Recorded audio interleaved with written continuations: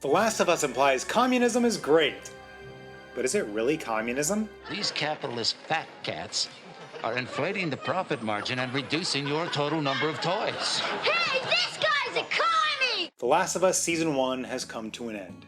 And it was better than I was worried it could be. That sentence didn't make a lot of sense. Basically what I'm saying is that it was pretty decent. It didn't fall into the same trap that so many adaptations tend to, coming up with original, out-of-canon ideas to spice things up and throw the viewer off. There is no winning when you do this. First, someone who is a fan of the IP just wants a faithful adaptation of the book, game, comic book, or whatever it is. We don't want your artistic interpretations of who the character is just to mix things up. Just because the first actor who played Dumbledore died, it does not mean we want the next guy to play a different character. Hurry, you put your name in a goblet of fire. Dumbledore asked calmly. Be Dumbledore! I may have some pent-up feelings about that one. Second, people who aren't a fan of the source material are most likely going to appreciate a faithful adaptation because there's a reason that the original IP was successful in the first place. And you have to be a narcissist to think that you can write a better Middle-earth story than Tolkien by adding your own fluff. The Last of Us stuck pretty closely to the story of the video game, which many say is the best video game story ever told. There was a little bit of embellishment and fluff, but overall, it told the story we wanted it to tell, complete with a climactic moral quandary of whether the needs of the many outweigh the needs of the few. But that's not what I'm going to get into with this one. Did we all want Ellie to die? Sure. But we have other things to discuss today. Like communism! In my last video on The Last of Us, we took a look at the anarchist themes in the series, especially in episode 3. But in episode 6, we touch on communism. Is communism the opposite of anarchy? The layman's viewpoint of anarchy and communism would say yes. Most people think that communism is a totalitarian dictatorship, which it usually ends up being, and most people think that anarchy is a total lack of government. However, in a discussion with one viewer, who I have to assume is a self-avowed communist by how they spoke, they said anarchists believe in a federation of directly democratic municipal assemblies, which is a lot of words that I can kind of define, but not very well. Basically, local councils hold regular meetings to make decisions. The decisions are made through direct democracy, which I won't get sidetracked into sharing my opinions about right now, except to say that 2 wolves and 1 sheep voting on what to have for dinner is direct democracy in practice, and it isn't going to end very well for the sheep. So wake up, sheeple! On the larger scale, each municipal authority will send a representative to a federation, which sounds kind of familiar. But they can't actually make their own decisions. They can only vote to carry out the will of their local voting body. Thus, there are never any leadership roles elected, but instead they're assigned by lottery. The same goes for workplaces, which are managed collectively. Which sounds like so much fun. Everybody loves managers without managerial experience. So could this system work? I have my doubts. My theory is that approximately 50% of people want freedom and 50% of people want to be ruled. As we've talked about before, it's freedom versus safety. I think this is probably ingrained in human nature. Without any kind of leaders at the top, this would result in a power vacuum which would be filled by whoever's the strongest or loudest, because there's no real checks or balances to keep them out of power. But that's a discussion for another day. In episode 6, Tommy's wife informs him that they live in a commune, so they're communists. This is the commune.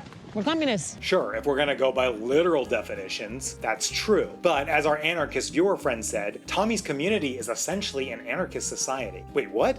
How can these people be both anarchists and communists? Well, for that, we have to look at the definition of communism. Webster's dictionary defines communism as A system in which goods are owned in common and are available to all as needed. Or B, a theory advocating elimination of private property. But this is where things get interesting. When you capitalize that C, capital C communism is a totalitarian system of government in which a single authoritarian party controls state-owned means of production. The lesson here is that if we ban capitalization, we stop communism in its tracks. So yeah, you could say Tommy's community is small c communists, and they share goods as needed, which is beautiful on the surface. Humans working together to provide each other with whatever they need. And that could work if 100% of the people always were on board and no one is vying for power or control. And if humans are known for anything, it's being rational and passive. Essentially, this version of communism and our viewer friend's version of anarchy are almost identical. But while Maria claims they are communists, is that actually true? Sure, to a certain extent they seem to share in the labor. Why is that guy shoveling logs from one pile to a pile right next to it? And they also share an ownership of goods,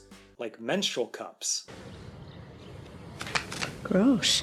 But the society doesn't completely reject the concept of private property. Just traded for this. If Maria traded for the eggplant jacket, that means both she owned something to bargain with and someone else owned the jacket. So they clearly have private property. Which got me thinking, how can people like the World Economic Forum strive for, in their own words, a world in which you'll own nothing and be happy? It doesn't even make any sense. If you have a jacket, but you don't own it, does that mean you can't give it to someone else? I mean, you can't trade it to someone, because that would imply ownership. But that also means that you can't give it to someone, or to put it in another way, trade it for nothing. The very concept makes my head hurt.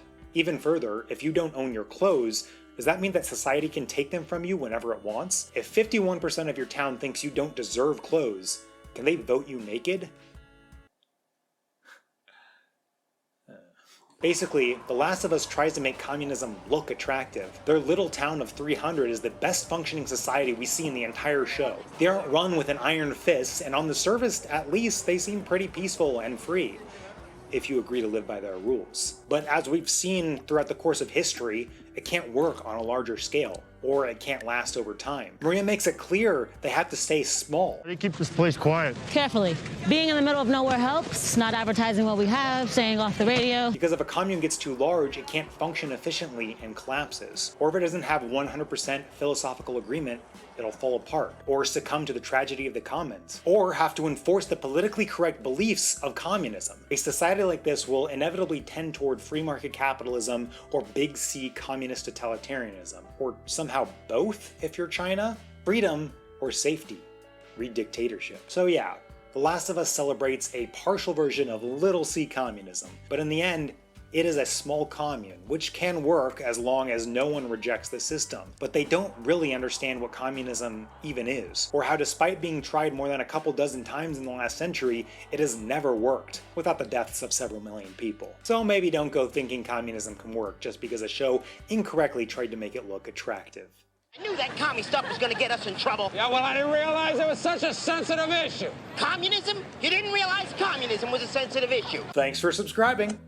I really loved all the comments that we got in the last video and chatting with you guys down below, so keep them coming. And if you missed it, check out this discussion of the wokeness in Hogwarts Legacy.